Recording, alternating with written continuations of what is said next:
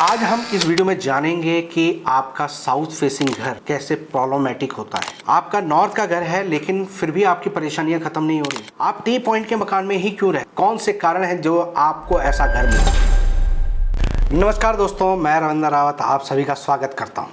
दोस्तों, आज की हमारी ये वीडियो बहुत खास रहने वाली है। आज हम जानेंगे कि कैसे आपके घर का द्वार आपकी किस्मत खोल सकता है, और वो भी कुंडली के आधार पर। तो जुड़े रहिएगा, बहुत सारी जानकारी, यूनिक जानकारी आपको इस वीडियो में मिलने वाली है। दोस्तों, सबसे पहले आपको कुंडली को समझने की जरूरत है। कुंडली हमेशा एंटी क्लॉक देखी जाती है। पहला घर, दूसरा घर, तीसरा घर, इसी तरह से सीक्वेंस वाइज ये 12 हाउस तक चलता है। इसी को देखते हुए आप अपने ग्रहों की स्थिति को अपनी कुंडली में जांच कर जो बातें मैं यहाँ पर कहने वाला हूँ उसको समझिएगा। दोस्तों, किस दिशा का दरवाजा आपको सूट करेगा ये आपकी कुंडली से तय होता है। आपकी कुंडली में जो भी ग्रह श्रेष्ठ है, उच्च का है, उस ग्रह की दिशा से संबंधित आपका अगर द्वार है तो वो आपके लिए बहुत पॉजिटिव हो सकता है। कुंडली के हिसाब से आपके ग्रह की कौन सी स्थिति के अनुसार आपको कौन सी दिशा का घर लेना चाहिए, उसके लिए आपको कुंडली की जांच करवानी जरूरी है। फिर भी मोटा मोटा इस कुंडली में बहुत सारी आपको ऐसे टिप्स मिल जाएंगे जिससे कि आप कुछ निर्णायक अवस्था में पहुंच जाएं। दोस्तों, मुख्य रूप से 4 दिशाएं बोली गई हैं और 4 कोण बोले गए। 4 दिशाएं पूरब, पश्चिम, उत्तर, दक्षिण, और कोण ईशान कोण जिसे नॉर्थ ईस्ट कहते हैं, आग्नेय कोण जिसे साउथ ईस्ट कहते हैं, नैऋत्य कोण जिसे साउथ वेस्ट दिशा कहते हैं, और वायव्य कोण जिसे नॉर्थ वेस्ट दिशा कहते हैं। ये सारी मिलाकर 8 दिशाएं हो जाती हैं, और सेंटर होता है ब्रह्म क्षेत्र, और 10वीं दिशा होती है आकाश यानी छत। दोस्तों, अब सबसे पहले दिशाओं का और ग्रहों का मेल समझना चाहिए। मंगल की दिशा साउथ मानी जाती है, उत्तर बुध का, पश्चिम शनि, और पूर्व दिशा सूर्य की मानी जाती है। जो नॉर्थ ईस्ट है वो बृहस्पति का, नॉर्थ वेस्ट चंद्रमा, साउथ ईस्ट शुक्र, और साउथ वेस्ट राहु। ब्रह्म क्षेत्र केतु का है, और आकाश बृहस्पति और राहु के लिए कॉमन माना जाता है। दोस्तों, जब हम कुंडली में अपने घर के दरवाजे की जांच करते हैं तो उसमें एक तो चौखट आती है जो शनि से रिप्रेजेंट होती है, लेकिन एक होती है दहलीज जिसे राहु रिप्रेजेंट करता है।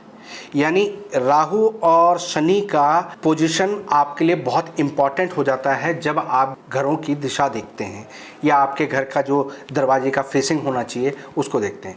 जब भी फेसिंग देखनी हो तो उसमें आपको ये नियम हमेशा अपनाना चाहिए।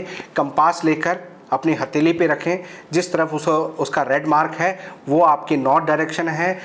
आपको केवल उसको हथेली में अपने घर के सेंटर में या अपने घर की छत पर चले जाएं और वहाँ पर उसे रखें, और उससे देखें लाल वाला एरो दिखाई दे रहा है वो आपका नॉर्थ है। उसके अकॉर्डिंग उसके नीचे एन को बैठा दीजिए घुमाकर, और बाकी दिशाएं आपकी कंफर्म हो जाएंगी।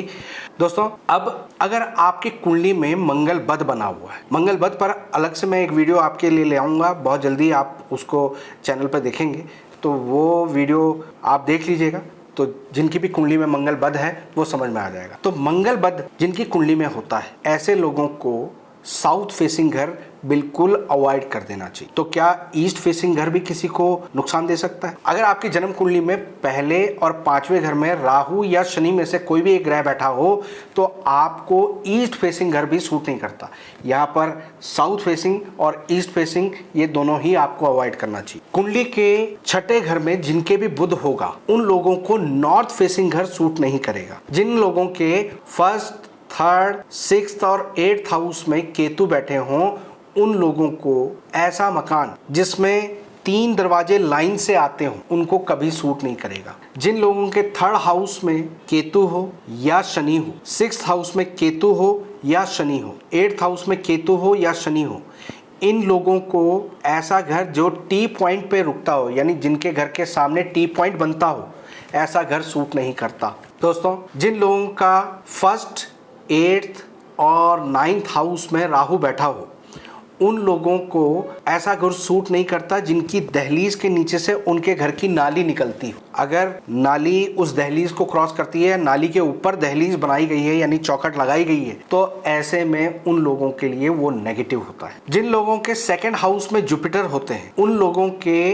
घर के अगर आगे कोई पोल लगा हुआ हो, कोई पेड़ लगा हुआ हो या वहां पर पानी खड़ा होता हो तो वो मकान उनको सूट नहीं करता। अगर कुंडली के 9th हाउस में या 12th हाउस में शनि बैठे हों और ऐसे इंसान ने अपने घर के अंदर कोई परछत्ती बनाई हुई है या छत आपकी अपनी है और वहां पर लोहे के चौखट, कोई कुर्सी, कोई चारपाई रखी हुई है, तो वो मकान उनको सूट नहीं करता। दोस्तों, अगर आप सॉल्यूशन चाहते हैं तो यहाँ पर स्किप मत करिएगा, अंत तक देखिएगा, अंत में आपको सॉल्यूशन मिलेंगे। दोस्तों, ये तो मैंने बातें बताई कि ये द्वार आपको सूट नहीं करते, मगर इनसे होता क्या है? अगर इस तरह के दरवाजे वाले घर में अगर आप रहते हैं तो क्या होता है? सबसे पहले घर में आपके दवाइयों का जमावड़ा बना रहता है। एक की दवाई खत्म नहीं हुई तब तक दूसरे की शुरू हो जाती है, दूसरी बीमारी खत्म हुई नहीं तब तक तीसरे की लग जाती है। खर्चे अनाप शनाप होते हैं, जो आपका पैसा है वो सही कामों के बजाय गलत कामों में लगना शुरू हो जाता है। ऐसे में घर के अंदर बरकत बिल्कुल नहीं हो। आए दिन तनाव की स्थिति, लड़ाई झगड़े की स्थिति, चाहे परिवार के अंदर हो या परिवार के बाहर हो, ये स्थितियां बनी रहती हैं। थाना, पुलिस, कोर्ट कचहरी, इनका सामना करना पड़ता है। तो दोस्तों, अब इसका हल क्या होगा? अगर आपके घर के मुख्य द्वार इस तरह की किसी भी तरह की गड़बड़ में है तो सबसे पहले अपने मुख्य द्वार के सामने एक चांदी का पतरा लगाओ, यानी फर्श पर आपको चांदी की एक पत्ती, एक तार लगा देनी चाहिए, ताकि जो भी उस घर में एंटर करे उस दरवाजे के थ्रू तो वो उसको लांग कर आए, यानी वो एक तरह की